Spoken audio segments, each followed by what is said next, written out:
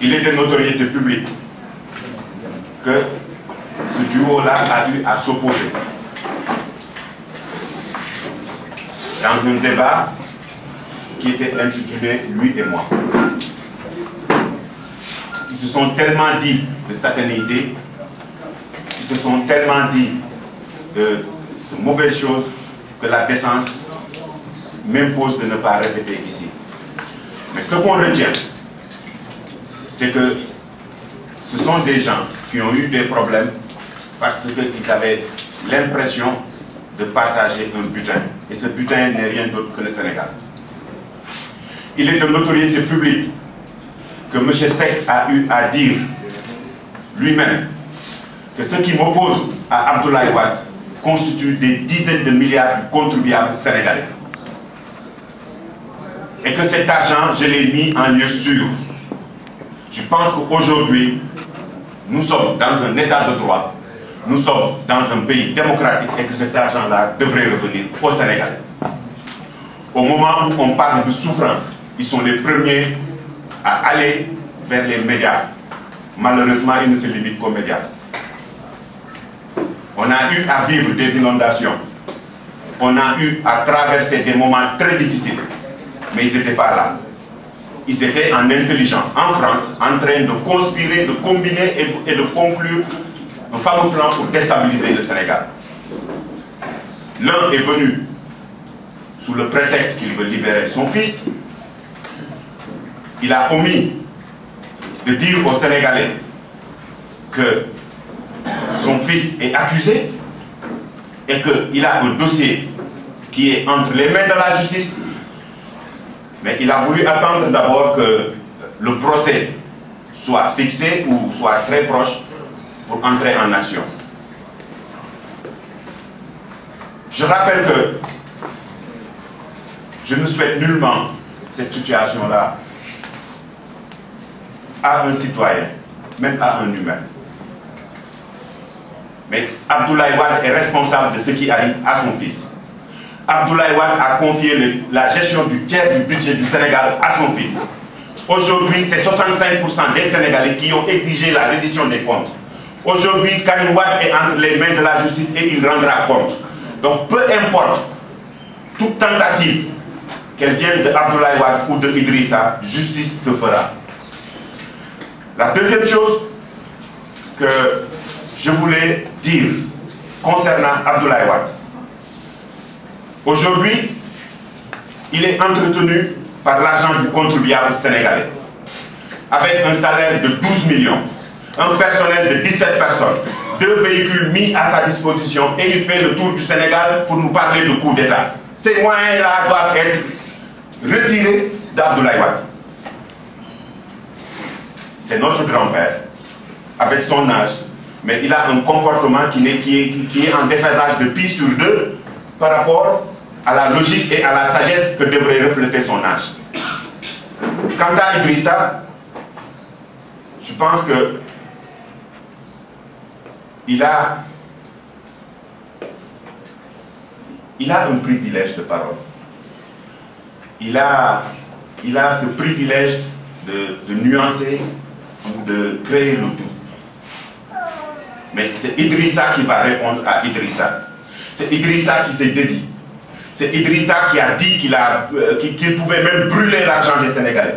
C'est Idrissa qui a dit que c'est des dizaines de milliards qui l'opposent à Abdoulaye Wade et que cet argent-là était l'argent du contribuable sénégalais. Maintenant, il ne faut pas que les gens s'offusquent en disant que les faucons du palais sont en train de mettre un plan. Il n'y a pas de faucons ici. Nous tous, nous avons été témoins oculaires et auditifs de ce qui s'est passé ces derniers temps. Il y a une volonté manifeste de déstabiliser ce pays, en commençant par une désinformation. C'est-à-dire qu'on veut nous peindre le Sénégal comme si ça ressemblait à l'Éthiopie des années 80 ou pas. On a hérité d'une situation pire et les deux principaux responsables sont Idrissa Seck et Abdoulaye Wade, qui ont eu des problèmes lorsqu'il fallait partager le butin. Maintenant que l'un veut libérer son fils et que l'autre n'est pas satisfait du destin que le bon Dieu lui a donné, ils sont en intelligence. Ils ne se sont jamais séparés. Ça, il faut que les gens le sachent. Ils ne se sont jamais séparés. À chaque fois qu'il y a eu besoin de régler un problème d'argent, ils se sont retrouvés, ont concrétisé un deal et c'est fait. Et ce discours-là n'a jamais été démenti. J'en veux pour preuve, aujourd'hui on nous envoie des émissaires pour dire que le protocole de Rebeuss n'existe pas. Non, mais si le protocole de Rebeuss n'existe pas, on assigne en justice la personne qui l'a. La personne qui a tenu ses propos. Jusqu'à présent, il n'y a que des démentis, mais il n'a jamais osé aller chez le juge dire que ces gens-là m'accusent d'un protocole de Rebeuss. On aurait même dit un papier signé où il s'engage à financer 7 milliards. Mais à la télé, dans une chaîne bien connue qui est présente ici, le colonel Malick Cissé a dit qu'en 2007, il a traîné une valise et l'a déposée chez Idrissa Seck pour qu'il puisse mener sa campagne. Durant ces moments, on nous faisait croire que Idrissa c'était la solution. Durant ces moments, il a eu à dire dans son CD que cette personne-là, je ne le retrouverai plus jamais. Et comment est-ce qu'on peut faire confiance à une personne qui se dédie? Une personne qui, en temps de paix, prend les prédispositions d'enregistrer ces discussions pour après les tenir au sondage, c'est-à-dire Abdoulaye Wade. Cette personne-là, moi, ne me dirigera pas. Et j'espère qu'il ne vous dirigera pas, vous aussi. On nous l'a présenté sous différentes facettes. La seule chose dans laquelle il excelle, c'est l'art de la manipulation. Avant-hier, je l'ai entendu dire que le PSE ne sera pas financé. Il l'a dit. Mais ce que Idrissa a omis de dire, c'est que le PSE est financé à 70% par l'argent du contribuable sénégalais. Ce que Idrissa a omis de dire, c'est que les 30% ne viennent pas des pays européens. Ces 30%-là viennent principalement de la BID, qui est le premier bailleur, de la Banque mondiale et de l'Union européenne. Au moment où Idrissa faisait le tour de l'Europe pour aller chercher 600 milliards, le Kosovo était en guerre. Mais il a l'art d'omettre toutes ces réalités-là et de venir se présenter devant les Sénégalais et de les désinformer. À quelle fin? Il prétend que Macky Sall veut liquider ses adversaires. Non, mais lui, il s'est auto-liquidé en 2007. En allant à Midi, au palais. Il s'est auto-liquidé en confirmant sa façon de voir qui n'est pas conforme, nous, à nos valeurs. En allant à Thiès dire à Abdoulaye Wade, après tout ce que tu m'as fait, après tout ce que je t'ai dit, après t'avoir traité d'anciens trucs et de futurs trucs, voilà, je suis devenu le mouton de Tabaski. Il n'a même pas eu la décence de tenir compte des engagements des gens qui se battaient avec lui. Mais c'est ce Idrissa-là aujourd'hui qui vient et qui se présente en sauveur. Ce que je voulais dire, en résumé, ne soyez pas étonnés. Et il ne faut pas qu'ils aillent s'accroupir chez les marabouts et les régulateurs sociaux pour leur dire que ces gens-là ont entamé, ils veulent nous envoyer en prison. La semaine prochaine, les honorables députés qui représentent la jeunesse de l'APR déposeront un projet de loi pour abroger la loi ESA.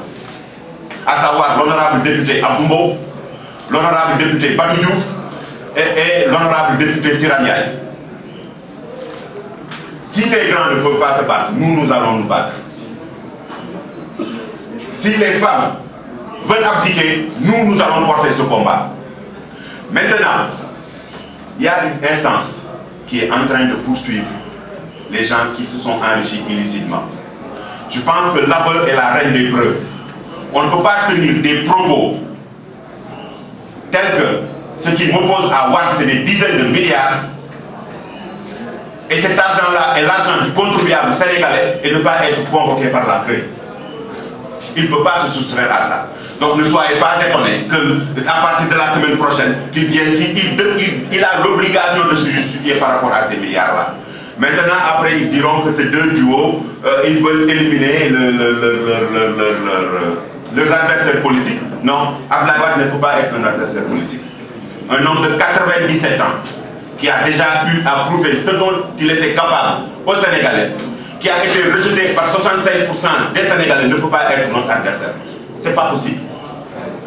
Idrissa, qui s'est je répète bien, qui s'est auto-exclu de par des comportements contre nos valeurs, contre notre religion, contre nos principes, contre notre culture, ne peut pas constituer un adversaire. Parlons d'autres personnes, mais pas de ces deux gens-là qui veulent nous tenir en haleine pour nous distraire. Le président ne répondra pas. Même si des gens tentent de le faire parler, nous exigeons de lui de ne pas répondre. Il a l'obligation de se consacrer exclusivement à tirer le Sénégal de ce trou. On ne peut pas être mobilisé dans ce sens et vouloir être distrait par d'autres personnes. Nous ne l'accepterons pas. Nous ne nous sommes pas engagés parce qu'il y avait... Et je le dis parce que je suis à l'aise dans ça. Je le dis parce qu'il y a un grand frère, il y a des amis que j'ai vus s'engager au moment où personne n'y croyait. Donc il ne peut pas y avoir de défaut d'engagement. Ce n'est pas maintenant qu'on a la possibilité de réaliser le rêve que nous nourrissons pour notre pays que nous allons accepter que les gens à qui on a confié la destinée de ce pays d'être distraits. Non, ce n'est pas vrai. On ne va pas l'accepter. En créant des désinformations, tantôt par-ci c'est Macky Sall a retiré vos bourses, tantôt par-ci Macky Sall veut humilier des marabouts, mais on a humilié qui? Et on a retiré quoi? On ne vous présentera jamais un marabout à qui on a retiré son véhicule. Il ne les avait même pas payés d'ailleurs. On ne vous présentera jamais un chef de village qui n'est pas du PDS, je pèse mes mots, parce que ce sont des véhicules qu'il avait donnés aux responsables du PDS qui était chef de village. Les autres étaient omis, ils étaient 12 000. Mais Wade a la phobie et a la manie. En définitive, ce que je retiens, c'est que Wade reflète ce que Marouane a écrit sur lui. Le journal qu'il a utilisé pour menacer de coup d'État, de créer l'instabilité et de libérer son fils. Tout juste à côté, il y a des propos qui sont tenus par quelqu'un qui n'est pas sénégalais. Quelqu'un qui est indépendant, qui ne vit pas au Sénégal, mais qui analyse en fonction des dires et des écrits de Wade. La décence, moi, mes réalités culturelles m'imposent de ne pas relire ce texte-là. Mais je vous renvoie à ça parce que des journalistes ont eu à le reprendre ce matin. Idrissa, quant à lui, je pense qu'il faut le laisser dans ses délires. Il n'est présent au Sénégal que lorsqu'il y a compétition. Il n'est présent au Sénégal que lorsque sa mairie est menacée. Il n'est présent au Sénégal que lorsqu'il pense qu'il peut nous berner pour qu'on vote pour lui. Non, on ne le fera pas. On a compris, nous. On a compris qui est Idrissa. Et 65% des Sénégalais, la majorité des Sénégalais a compris qui est Idrissa et de quoi est-ce qu'il est capable. Il n'est jamais allé dans la banlieue. Idrissa pense que le Sénégal se résume entre Dakar, Thiès et Saly. Il ne s'intéresse pas à ce qui se passe. Non, ça ne l'intéresse pas. Ce qui l'intéresse, c'est d'attirer les médias, de faire des déclarations incendiaires, de semer le doute, de les informer, de retourner. S'il a la possibilité de négocier quelques rentrées dans le tas, il le fait. Il a toujours négocié. Et il a négocié avec tout le monde. Ça, moi, je pèse mes mots et je le répète. Il a toujours négocié. Et il continue à négocier. Il négocie avec tout le monde. C'est lorsque seulement il n'y a plus de possibilités. Parce qu'il faut se dire la vérité. Wade distribuer les sous. Mais nous, la personne qu'on a poussée pour qu'il soit devant, il n'a pas ces moyens-là. Et si il le fait, on sera tort. Non. Ça va commencer par nous. Parce qu'on ne l'a pas mis devant pour qu'il redresse une situation, pour qu'il revienne, reprendre l'argent et le distribuer. Non. C'est ça la rupture. Mais il dit que le pays est difficile. Qu'est-ce qui coûtait 1000 francs aujourd'hui au temps d'Abdoulaye Wade et qui coûte 1001 francs? C'est tout juste une petite crème qui s'est enrichie sur le dos des Sénégalais, qui inverse les journaux et qui passe. Oui, ça ne va pas, ça ne tourne pas. Mais c'est ce qu'ils travaillent. Ils sont payés. Le paysan qui est à l'intérieur, 70% des Sénégalais, lui, il sent, je ne dis pas qu'on est dans le monde des rêves où c'est...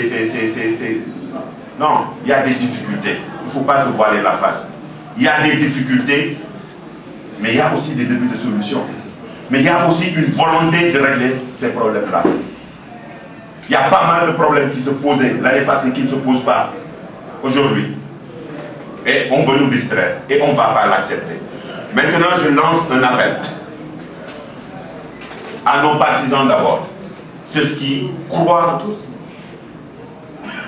à ce projet de société. C'est ce qu'ils ont cru d'abord, et c'est ce qu'ils y croient maintenant, et ceux qui vont y croire en cours de route. On ne va pas hypothéquer ce pays-là parce que tout simplement quelqu'un veut soustraire